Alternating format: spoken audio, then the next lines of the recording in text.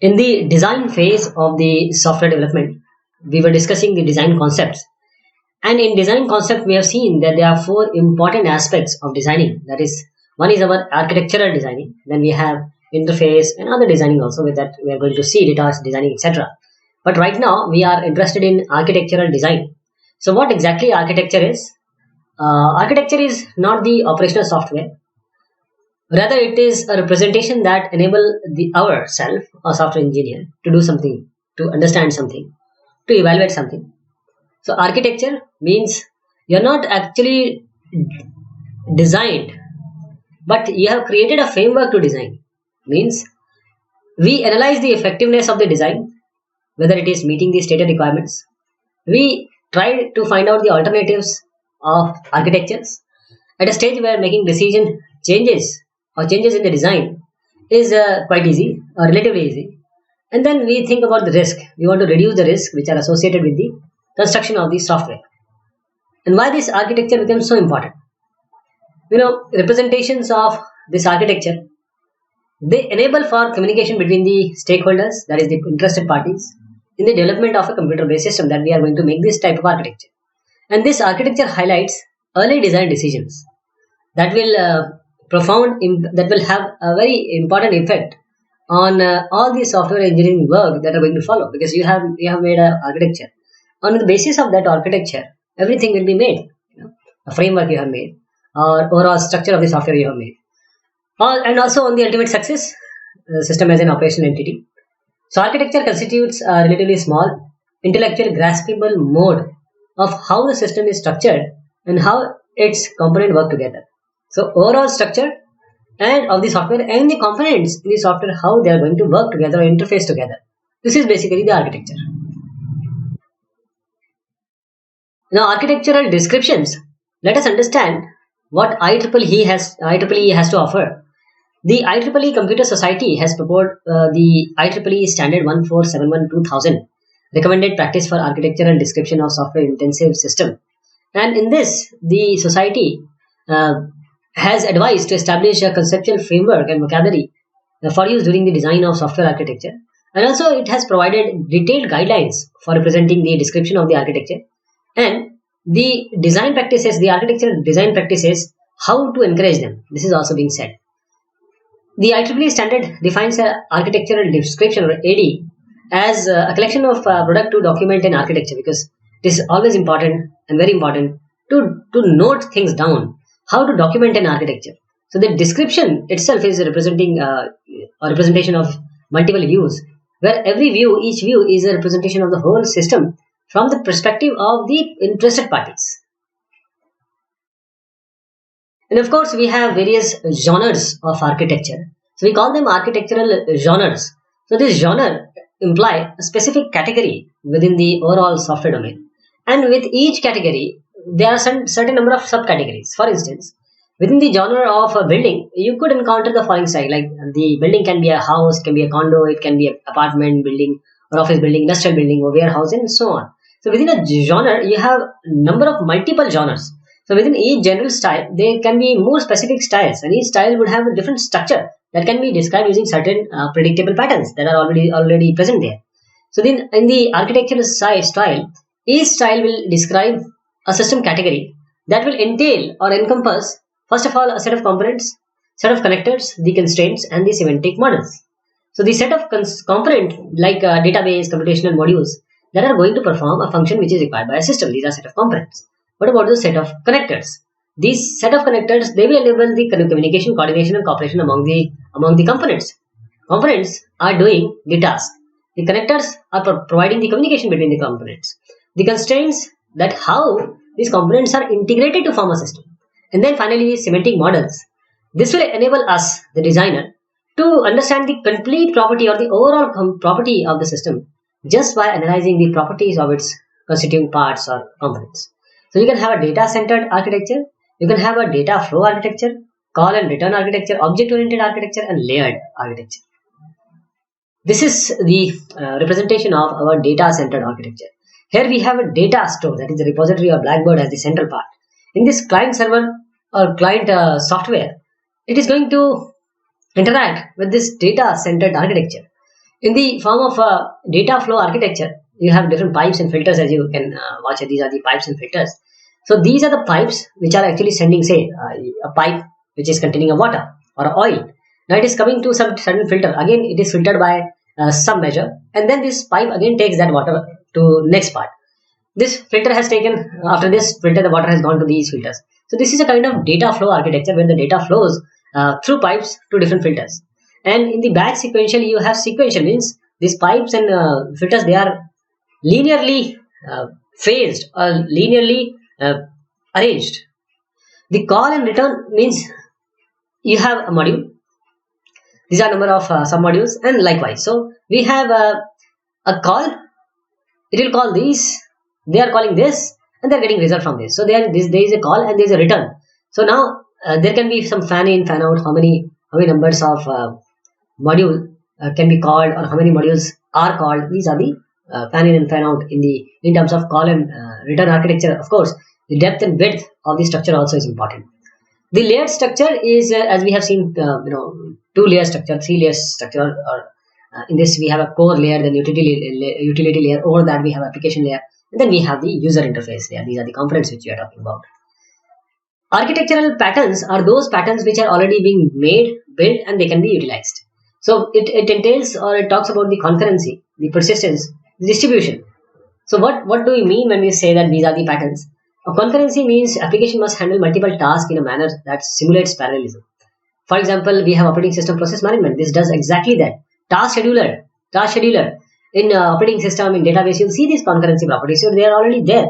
Persistence, for example, in database management system, application persistence, if something has been changed or something has been done, it needs to be present there for even if the power goes, or even you are not changing anything. So it has to be persistent. It had to keep its integrity. Then the distribution means the manner in which the systems and components within system, they communicate with another in a distributed environment. This is distribution. This is already there. For example, these are the patterns in which a client is communicating, and you have a middleman, a middle architecture, infrastructure, which is actually allowing you to talk to the server, and in turn, server is using this middle utility to talk to the client. Then the architecture and design, in this we need to understand certain things. The software must be placed into context. Means the design should define the external entities like system, devices, and people that the software is going to interact with, and the nature of the interaction.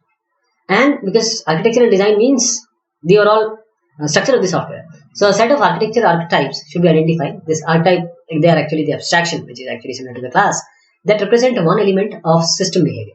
And the designer should specify the structure of the system by defining and refining software components that implement each archetype. This is an architectural context.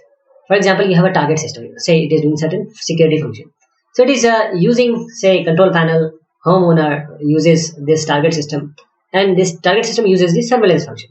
The safe home product and internet-based system are integrated with certain interfaces, and also the sensors. So target system uses these sensors. The archetype, as we said, similar to the classes. So human relationship for safe home. You have security function archetypes. So you have a controller, and the nodes which are related to, say, detector and indicator, they combine to a node, and therefore the controller is controlling this. So these are the archetypes. The component structure are, these are different components, how they are integrated, in what they are integrated, and the levels of abstraction. A GIA internet interface to external communication management, and then to safe home executive. And these three are related to the security. So you have to make certain distinction and talk about the component. Actually, this sign is for component, an independent component. And you can also define it. One part can also be defined. Means you can have multiple components that may be defined or refined more.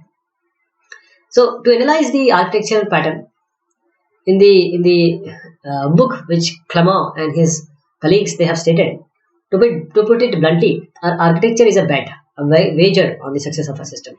Wouldn't it be nice to know in advance that if you place a bet on a winner, as opposed to waiting until the system is mostly completed before knowing whether it will meet its requirement or not? If you're buying a system or paying for its development, wouldn't you like to have some assurance that it's started off down the right path? So if you are the architect yourself, wouldn't you like to have a good way to validate your intuitions and experience, so that you can sleep at night knowing that the trust placed in your design is well founded?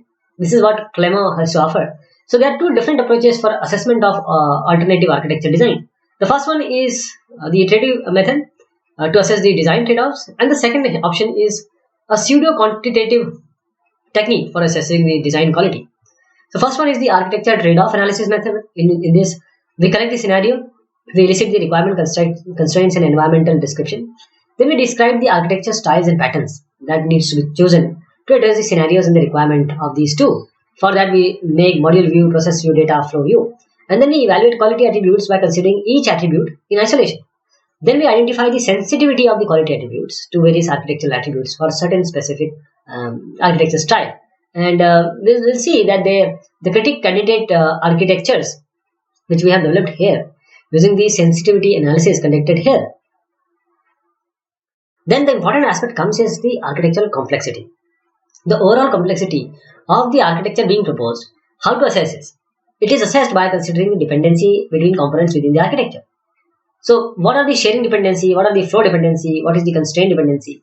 So sharing dependency, it represents dependency or dependence relationship among the consumers who use the same resource or producers who produce for the same consumers. The flow dependency is the dependency or dependence relationship between the producers and the customers of resources. And the constraint dependency, they are constraints on the relative flow of control among set of activities. Then we have ADL, Architecture Design or Description Language. This will provide us semantics and syntax for describing a software architecture. So this provides the designer with the ability to decompose first of all architectural components and compose individual components into certain larger architecture blocks, and also to represent interfaces between these components. This is an architecture design method. These are the customer requirement. 4 bedrooms, 3 bath, lot of glass. This can be an architectural design. But how to derive program architecture?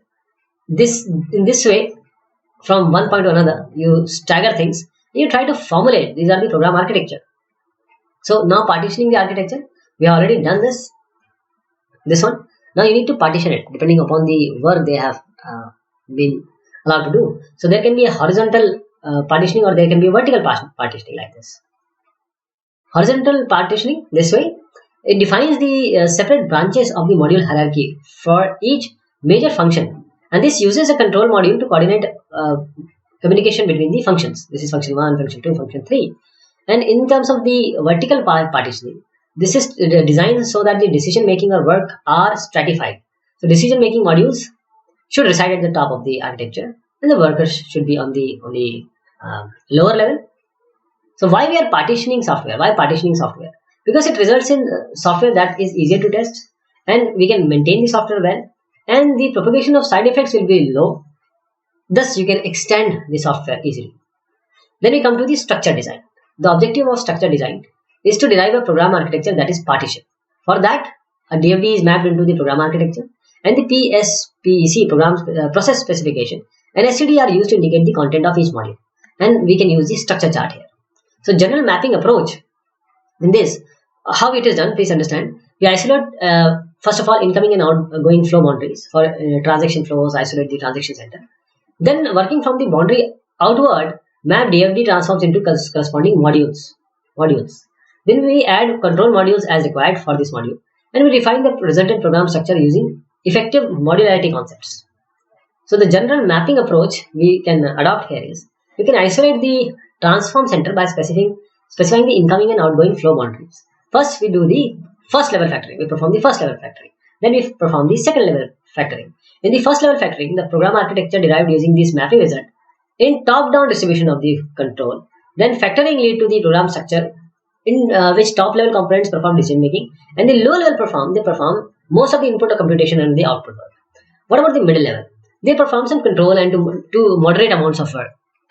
So this is the transformation of mapping. How we can transform the previous DFD model into the type of structure charts. This is a kind of structure chart only. So in the refactoring or factoring, there are certain typical decision making modules here, and now here we have a worker module. So this is how the direction of increasing decision making will grow. This is the ultimate decision maker or decision breaker or the decision builder, and here they are following the decisions. So this is the first level factoring, the main control or main program controller, the input, the output, and the processing controller. Then you can also devise in the second level mapping. That is, you map from the flow boundary outward like this, right? A B, C, D. So A, B, and C, D. And then you have main and control, of course, there. So this was about the architectural design, and we'll be discussing about the other designs in the later section. This is very important as far as design is concerned, because most of the question asked in exams is what is the architecture of computer software, and what is the difference between computer software in terms of design and architecture. So you must understand that now. Thank you so much.